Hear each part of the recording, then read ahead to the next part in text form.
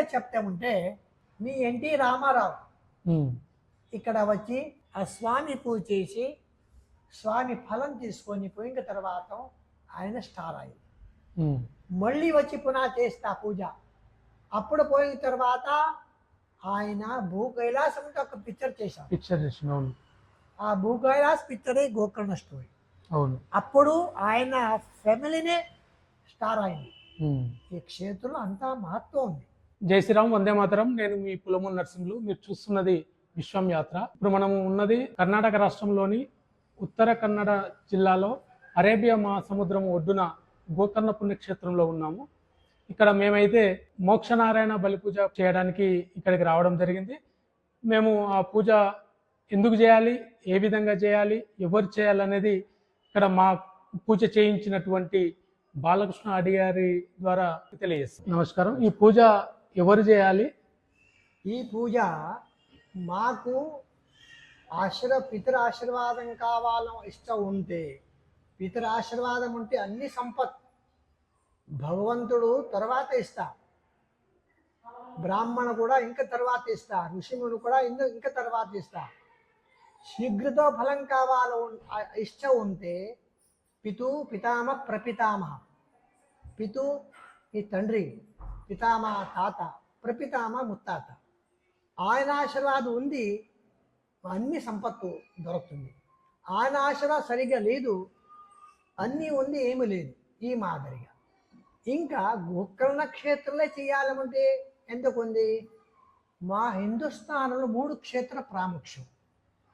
మరణాన్ముక్తి కాశీ, జన్మత పాప పరిహారోస్కరం ప్రాయశ్చిత క్షేత్రం అంటే రామేశ్వరం. ఈ గోకర్ణం సిద్ధి ముక్తి 2 ఉంది. సిద్ధి ఉంటే మాకు ఆశ ఉంది. ఆశ ఈ క్షేత్రంలో వచ్చి ఆ కర్మం చేస్తే ఆశ ప్రతిఫలం దొరుకుతుంది. ఆశ ప్రతిఫలం దొరుకుతుంది అంటే అన్ని శక్తి కావాలంటే పితరాశీర్వాదంతో అర్ధశక్తి, దేవ ఆశీర్వాదంతో అర్ధశక్తి. పితరాశీర్వాదం అంటే ఏమి? మా కులలు, మమ కులే మాతామహాకులే బంధువర్గ కులే మిత్రడా. మమ కులం అంటే మా కులం, మా తల్లి, పెద్ద ఆయన, చిన్న ఆయన, అన్న తమ్ముడు ఈయన. మాతామహ అంటే మాకు జన్మ ఇచ్చే తల్లి కుటుంబం. బంధువర్గేణ మేనత్త, మేన్మామ, అక్క చెల్లి, బావ ఈయన. ఆయన దుర్మరణాన్ని చచ్చిపోతే, ఆయనకు ముక్తి దొరకలేకపోతే ఆయన మాకు ఉపద్రవం ఇస్తా. ఎందుకు? మాకు ఉద్ధారం చేయి, మీ కులం ఉద్ధారం చేస్తా. ఆయనకు మీరు ఉద్ధారం చేయలేకపోతే ఆయన ఉపద్రవం ఉంటే మాకు కనపడలేదు. మిత్రనాం శత్రు, శీఘ్ర కోపం, విద్య కుంఠితం, వివాహ కుంఠితం, సంపత్ కుంఠితం, కలహం అంటే ఒక మాట మాట్లాడితే ఇంటిలో గలాట. 10 రూపాయలు వస్తే 20 రూపాయలు ఖర్చు. ఏం పని చేయాలంటే పోతే పని చేశానికి చాలా కష్టమే దొరుకుతుంది. అవివాహితం అంటే అర్థం అంటే గురుబలం ఉంది, పెళ్లి దొరకదు, పెళ్లి కాలేదు. ఇంకా పెళ్లి అయింది, ఆయన సంసారం సుఖత ఉండలేదు. మిత్రనాం శత్రు అంటే ఎవరు మంచి వాళ్ళమంట విశ్వాసం పెడతారో ఆయన మాకు డమ్మలు చేసి మోసం చేసినారు. అప్పుడు మా విచారం చేయాలి, మాకు ఈ మాదిరి ఎంత కావాలి. అప్పుడు మాకు పితృఆశీర్వాదం తక్కువ అయింది. పితృఆశీర్వాదం తక్కువ అయిన ఏం చేయాలి? మోక్షం. ఆయనకు మోక్షం ఇస్తే మంత్రశక్తి ముందు ఏమూ లేదు. ఎందుకంటే భగవంతుడే చెప్పినారు, దైవాధీనం జగత్సర్వం మంత్రాధీనందు తథైవత, తన్మంత్రం బ్రాహ్మణాధీనం బ్రాహ్మణో మమ దేవత అంటే చెప్పినారు. జగత్తు భగవంతుడు అధీనం ఉంది. భగవంతుడు ఆయన ఈ విధి ఉంటే ఏం చేస్తా, ఆ విధిలో ఎవరు మా కుటుంబంలో మంత్రబలం ఇస్తారు. మంత్రబలం ఇచ్చిన తర్వాత ఆయనకు శక్తి వస్తుంది.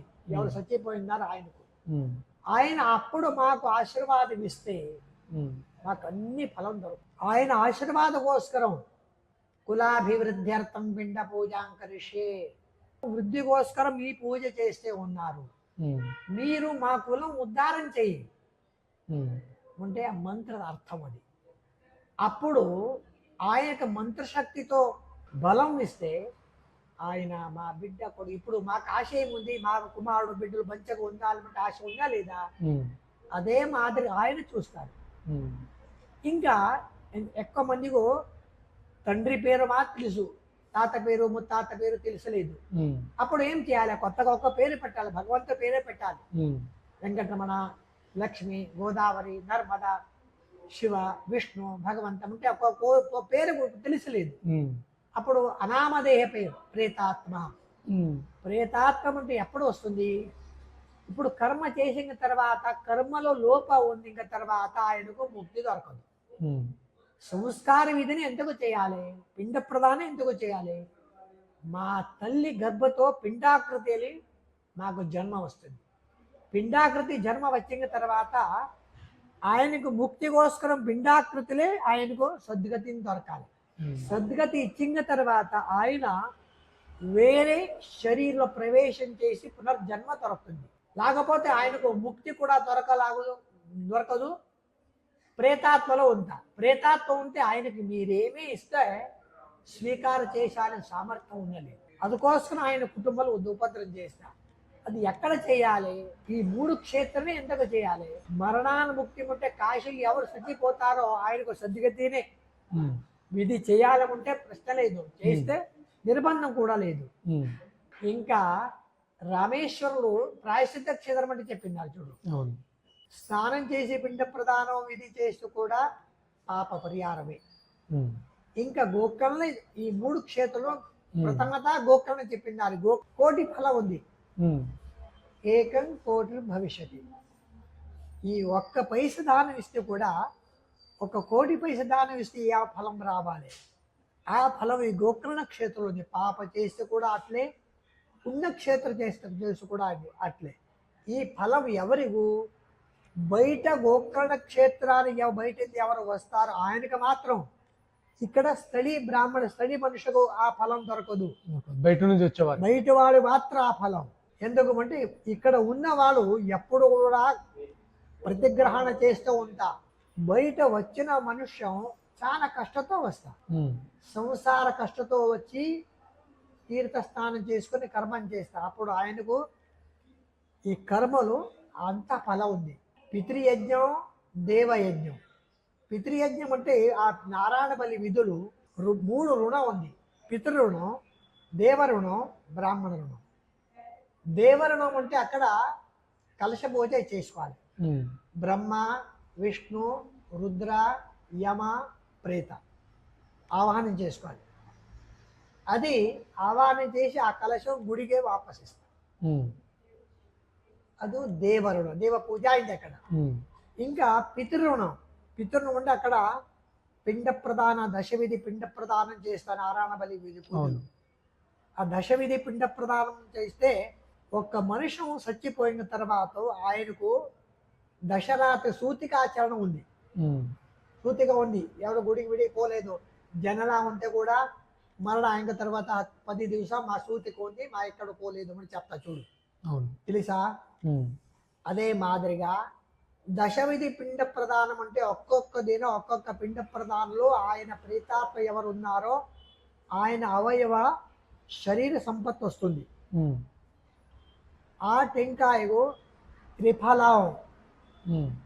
త్రిఫల పిండ ప్రదానం చేస్తా. త్రిపిండి శ్రాద్ధం. ఆశ చాలా ఎక్కువ ఉంది. ఆశ నివారణ కోసరం ఆ త్రిపిండి శ్రాద్ధం చేయాలి. త్రిపిండి శ్రాద్ధం ఉంటే ఒక రుద్ర కలశం పెట్టుకోవాలి.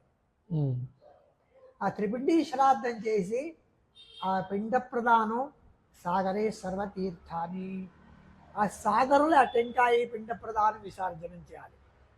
అప్పుడు మా ఏమో కోరికలు ఇక్కడ వచ్చి పని చేస్తారో ఆ కోరిక ఆ సముద్రరాజు ఇస్తాం మాకు అన్ని సంపత్తు. అప్పుడు ఎందుకంటే సముద్రరాజు భగవంతుడు అమృతమే ఇచ్చినారు.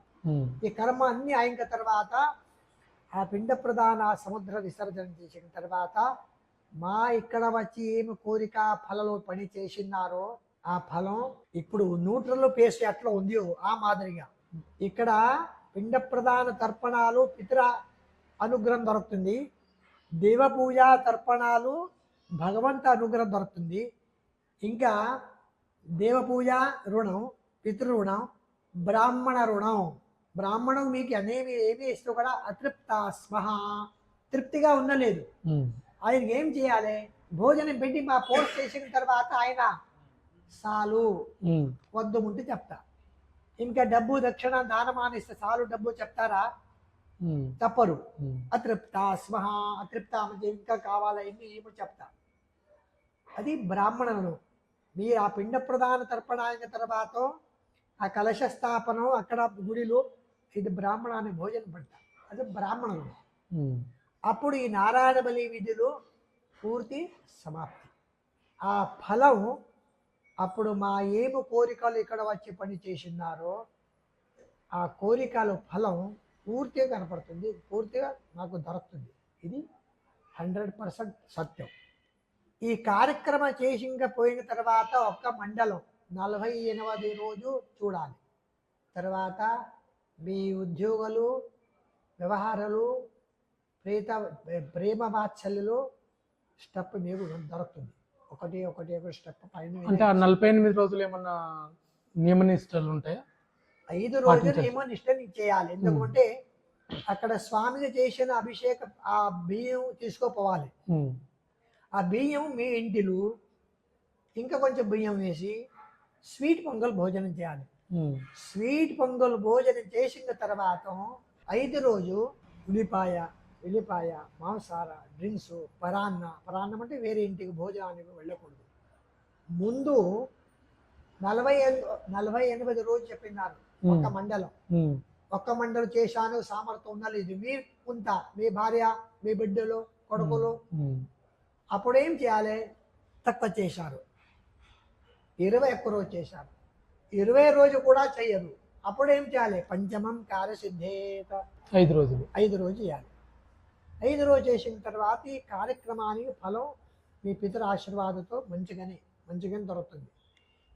ఇన్నొకటి ఈ కార్యక్రమం ఎందుకు చేయాలంటే మీరు చెప్తా, మా ఇంటిలో మా తండ్రి పోయినారు, ఆయనకు అన్ని విధి శాస్త్రోక్తిగా చేశారు, అన్ని విధి చేశారు అంటే మీరు చెప్తా. ఆ విధులు లోపాయిన తర్వాత పునః ఆ విధినే చేయాలంటే చెప్తున్నారు. ఆ విధినే నారాయణ బలి విధి. 10 రోజు చేస్తే చూడు విధి, అదే 2 రోజులే ఆ నారాయణ బలి విధి. ఆ 2 రోజులే నారాయణ బలి పూర్తి సమాప్తి. ఆ సంస్కార విధి, సంస్కారమే నీకు మనుషకు సంస్కారం ఎందుకు చేయాలంటే జన్మ వచ్చిన తర్వాత పునర్జన్మానికి ఆ సంస్కారం చేయాలి. పునర్జన్మ సంస్కారం చేయలేకపోతే ఆయన ప్రేతాత్మతో మీకు ఉపద్రవిస్తారు. ప్రేతాత్మకు శక్తి ఎక్కువ ఉంది. ఆయన మంచిగా ఉంటే మంచిగానే, అసమాధానతో ఆ కులం తీసాలేమంటే ఉంటే అన్ని చేస్తా. అప్పుడు ఈ విధికి చేస్తే ఆ మాదిరిగా ఉన్నది అందరికీ మంచిగానే. ఈ క్షేత్రం కూడా ఇది ఒక గోకర్ణ క్షేత్రం అని చిన్న ఒక ఊరు, ద్వీపం.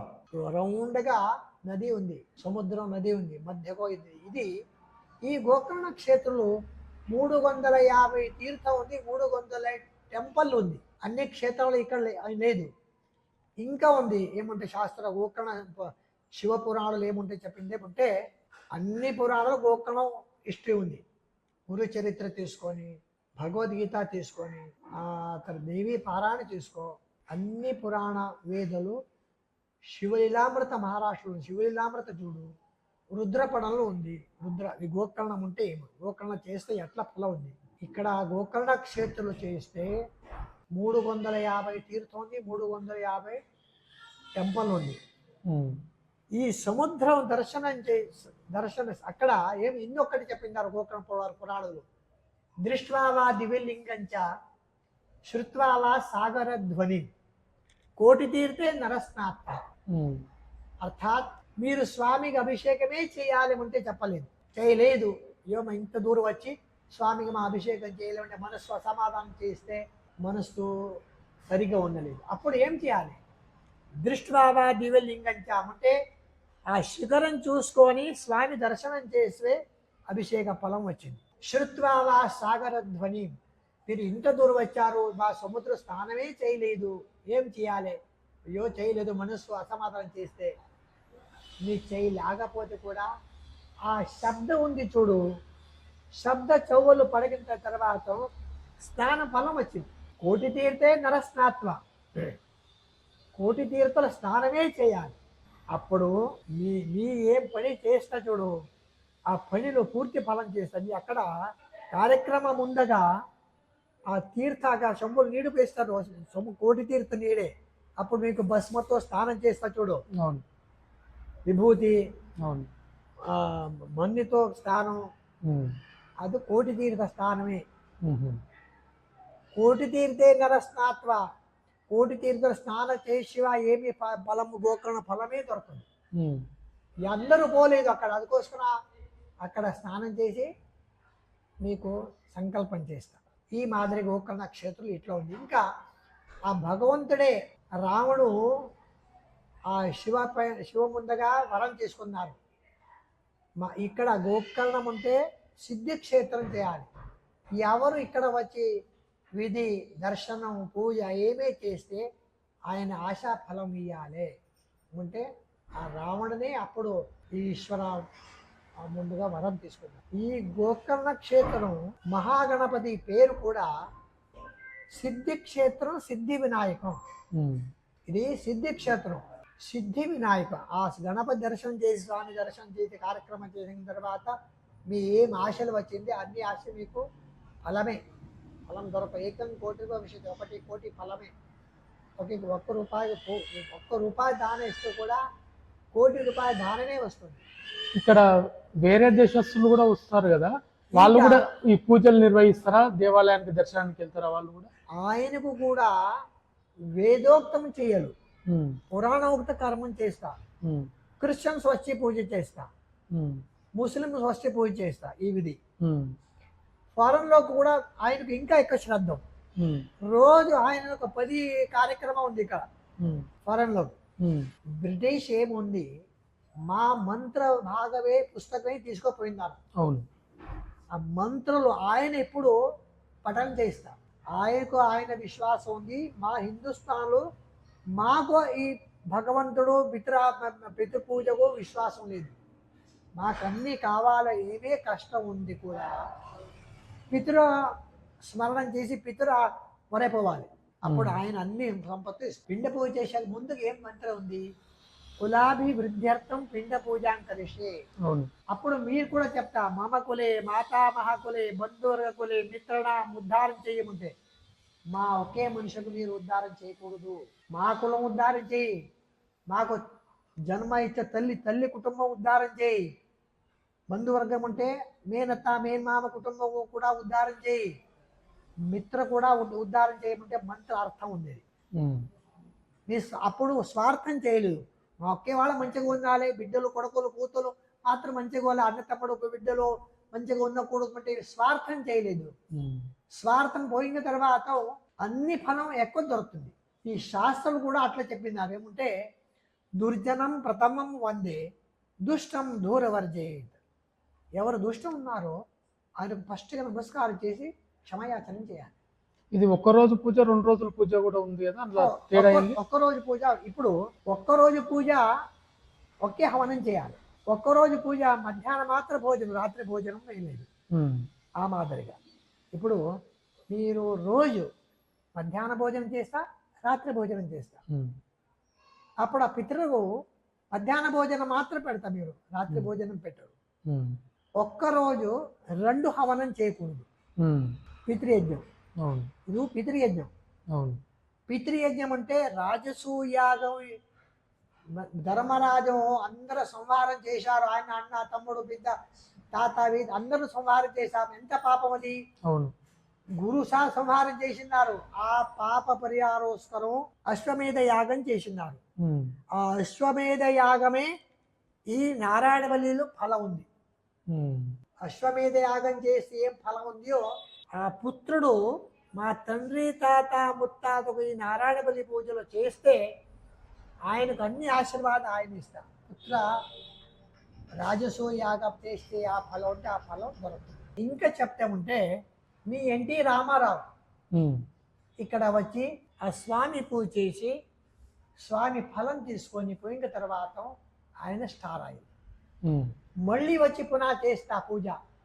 అప్పుడు పోయిన తర్వాత ఆయన భూ కైలాసంతో ఒక పిక్చర్ చేశారు. పిక్చర్ చేసిన అవును ఆ భూ కైలాస్ పిక్చరే గోకర్ణ స్టోరీ. అవును. అప్పుడు ఆయన ఫ్యామిలీనే స్టార్ అయింది. ఉమ్, ఈ క్షేత్రంలో అంతా మహత్వం ఉంది. ఇంకా ఈ గోకర్ణ క్షేత్రులు బ్రాహ్మణం ఎవరు పురోహిత అర్థం ఏమి? మా శిష్యుడు మీరు. ఇప్పుడు మీ సంసారం సుఖం దొరకాలి, సంతోషం ఉండాలి, మంచిగా సంపత్తి రావాలి, ఆ మాదిరిగా పంటలు చేస్తే అప్పుడు ఆ పంటలకి ఏమీ పాపం తగలదు. డబ్బు చూసుకొని పని చేస్తే సర్వారిష్ట పురోహిత, మీ అరిష్ట ఒకటి లేదు. మీ కొల్లోలు ఎవరెవరు ఏమి పాప చేసినారో అన్ని అరిష్ట ఆ పంటలు తీసుకోవాలి. అట్లా చేయకూడదు. ఈయన మా శిష్యుడు, ఈయన పురోహితం, ఈయనగా మంచిగా ఎట్లా చేస్తే మంచిగా ఉండే చూసుకొని పని చేస్తే మాకు కూడా ఒక్క ఫలం మాకు దొరుకుతుంది. మీరు 99% డబ్బు కట్టినారు, 1% డబ్బు మాకు అట్లా వస్తుంది. ఫలం డబ్బు అట్లా చేస్తే ఆ బ్రాహ్మణం ఆ మాదిరిగా చేస్తే ఆ బ్రాహ్మణ కులమే ఉద్ధారం. ఎందుకంటే మా అక్కడ ఏం చెప్తా, మీకు పితృనుగ్రహేణ వచ్చిన సంపత్తు, దేవీ సంపద దొరకాలి, శరీర సంపద దొరకాలి, విద్యా సంపద దొరకాలి, బుద్ధి సంపద దొరకాలి, ఆయుష్ సంపద దొరకాలి, పుత్ర సంపద దొరకాలి, కన్యా సంపద దొరకాలి ఉంటే ప్రార్థన చేసి పూజ చేస్తూ ఉంటారు. అది మంత్రం అర్థం చేసి పని చేస్తే అన్ని సంసారంలో పాపం వస్తుంది. మాకు కూడా దానం చేయాలి. ఎందుకంటే ప్రతిరోజు ప్రతిగ్రహణం చేస్తే ఉంటే ఇక్కడ మా పెద్దవాళ్ళు చేసే పుణ్యాంశం అన్నీ పోతుంది. ఆయన అప్పుడు ఏం చేయాలి? మా శిష్యుడు ఎవరున్నారో ఆయన ఉద్ధారం చేస్తే ఆయన బ్రాహ్మణ కులమే ఉద్ధారం. మీకు దేవీ సంపత్తు వస్తే ఆ సంపత్తులు మీ మనస్సు పెద్దగా అయిపోతుంది. అంటే భగవంతుడు డబ్బు ఇచ్చినారు, గుడికి పోయి నమస్కారం చేసి పూజ చేసి రావాలంటే గుడికి వెళ్తారు. గుడిలో ఎవరు ఉంటారో ఒక బ్రాహ్మణ ఉంటారు లేదు. ముందు మీ చేతిలో 100 రూపాయలు, ఇప్పుడు 1000 రూపాయలు ఇచ్చినారు భగవంతుడు 1000 రూపాయలు ఇచ్చినారు. ఒక 100 రూపాయల పంటలు ఇస్తే ఆయన సంసార సుఖం పోయిందే లేదా? అది బ్రాహ్మణం మీ పురోహితం చూడాలి. అప్పుడు స్వార్థ సుఖ రెండు దొరుకుతుంది. ఏమే కష్టం ఉందో కష్ట పరిహారమే ఈ నారాయణ బలి వినేది. అన్నీ చెప్తా, ఆ యాగం చేసినారు, ఇక్కడ దానం చేసినారు, ఇక్కడ పూజ చేసినారు, ఇక్కడ అందరికి ఇచ్చి కొత్తగా బిల్డింగ్ కట్టించినారు. అదన్నీ అవును, అది అక్కడనే స్టాప్. ఆ ఫలం కావాలంటే ఈయన పూజ చేయాలి. అప్పుడు ఆ ఫలం దొరుకుతుంది, ఈ ఫలం దొరుకుతుంది. లేకపోతే ఆ ఫలం ఒక్కటే కట్టి భగవంతుడు వేరే జాగాలు కట్టి పెడతా. ఆ ఫలం కావాలి, అప్పుడు ఈ ఫలం తీసుకోవాలి. ఈ ఫలం వచ్చింది, అది రెండు వస్తుంది. ఎందుకు? పితృఫలం వచ్చింది, ఆ పుణ్యాంశ ఫలం, యజ్ఞ యాగ దానమాన ఫలం వస్తుంది. లేకపోతే రాలేదు, ఏమి చేస్తే కూడా రాలేదు, అన్ని ఉపద్రమే.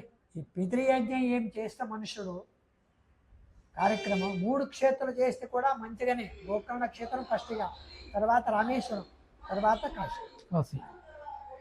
ఓకే పంతులు, నమస్కారం. భగవంతుడు బాగా చేయాలి. మీరే స్వతహా చేశారు పని, ఎట్లా చేసినారు?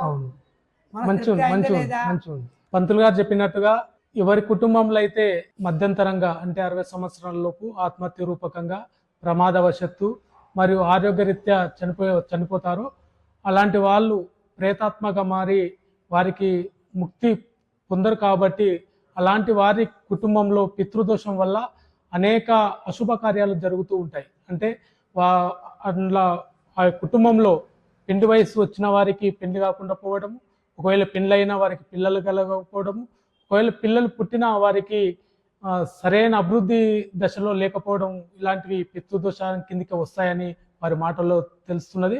అయితే అలాంటి వారికి మన గోకర్ణంలో 2 రోజుల పూజ కార్యక్రమం ఉంటుంది.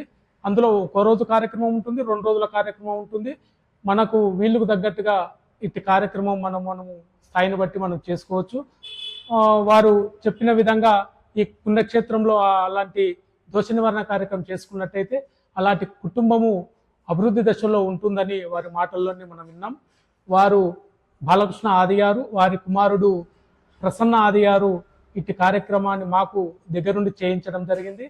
వారి ఫోన్ నెంబర్లు మీకు స్క్రోలింగ్లో మీకు ఇవ్వడం జరుగుతుంది. దుర్మరణం అంటే 10 విధానం ఉంది.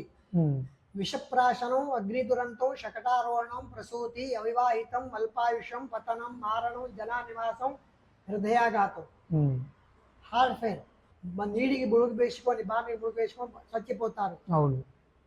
ఇంకా ఎవరు కొట్టు మర్డర్ చేస్తే, ఉమ్, సూసైడ్ చేసుకుంటే, ఉమ్, కురి వేసుకొని, ఉమ్, గ్యాస్ పోడ్, అగ్ని దురంతలు, ఉమ్, బస్ యాక్సిడెంట్లు, ఉమ్, లేడీస్ డెలివరీ టైంలో, ఉమ్, అవివాహిత మరణం, పెళ్లి కాలేదు, ఉమ్, అల్పాయుషం అంటే 60 సంవత్సరాల లోపట, అవును. అంతా ఆ మాదిరి ప్రేతాత్మ ఆయన కుటుంబ వాళ్ళే ఉపద్రవ్యాలు ఉంటే లేదు, ఆయన తల్లి కుటుంబ వాళ్ళు ఉంటూ కూడా ఆయన ఉపద్రవిస్తాం. ఉమ్, భార్య అన్న తమ్ముడు ఉంటూ కూడా ఆయనకు ఉపద్రవిస్తాం. మాకు ముక్తి చేయి, ఉమ్. మీ కుల ఉద్ధారం చేస్తాం. ఈ మాదిరి దుర్మరణం అంటే ఇట్లా. అయితే వారి మాటల ప్రకారము మన పూర్వీకులకు ఎవరికైతే మోక్షం మనము కలిగిస్తామో ఈ పూజ ద్వారా, వాళ్ళు మన కుటుంబాన్ని చల్లగా చూడడానికి అవకాశం ఉన్నది. మన కుటుంబము ముందుకు సాగడానికి, అభివృద్ధి దశలో ఉండడానికి అవకాశం ఉంటుందని వారి మాటల్లో మనం విన్నాం. మా ఛానల్ మీకు నచ్చినట్టయితే సబ్స్క్రైబ్ చేయండి, లైక్ చేయండి. మరిన్ని వీడియోలతో మేము ముందుకు వస్తాం. భారత్ మాతకి జై.